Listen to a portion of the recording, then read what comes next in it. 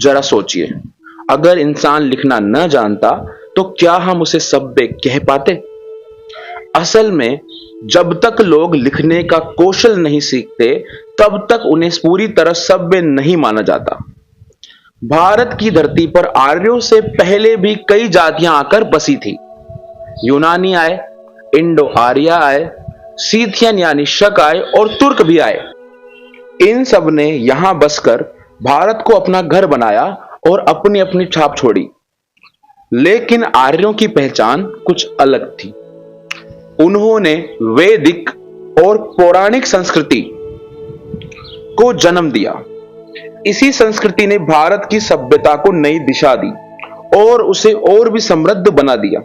यानी भारत का इतिहास सिर्फ आर्यों की गाथा नहीं है, बल्कि यह विविध संस्कृतियों का संगम है, जिसने मिलकर इस धरती को महान बनाया। आर्यों के साथ ही भारत की संस्कृति को दक्षिण और तमिल संस्कृति से भी जोड़ा जाता है। इसी मेल ने भारतीय सभ्यता को और अधिक समृद्ध बनाया।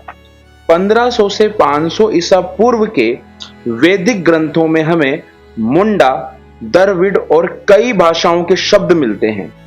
यह दिखाता है कि भारत केवल एक भाषा या संस्कृति की भूमिका नहीं था, बल्कि यहां अनेक संस्कृतियों का संगम होता रहा। तमिल संस्कृति का सबसे बड़ा योगदान संगम साहित्य है। यह 300 ईसा पूर्व से 600 ईस्वी के बीच रचा गया और इसमें पाली व संस्कृत के शब्द भी पाए जाते हैं। यानी भारत में भाषाओं का आपसी मेलजोल प्राचीन समय से ही चलता आ रहा है।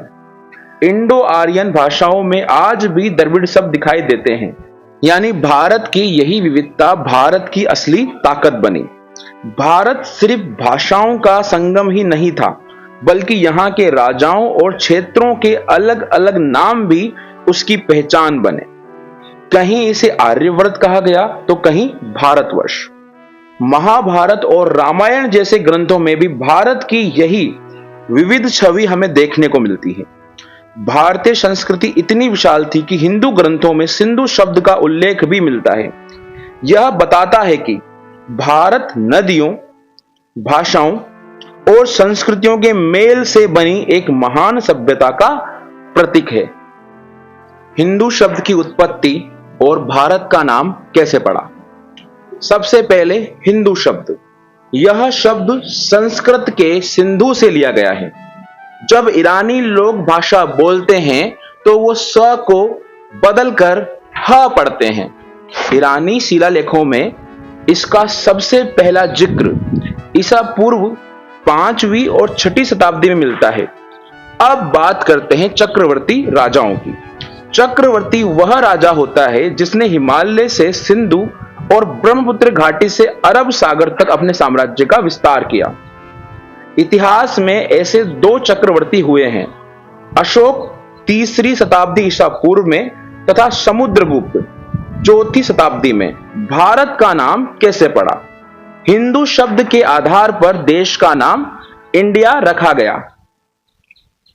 ईरानी शासकों ने सिंधु क्षेत्र पर विजय के बाद इसे हिंदुस्तान कहा। भाषा और संस्कृति की बात करें तो भारत के बड़े हिस्सों में हिंदू शब्द और संस्कृत का उपयोग बोलचाल और प्रशासन में इस्तेमाल होता था।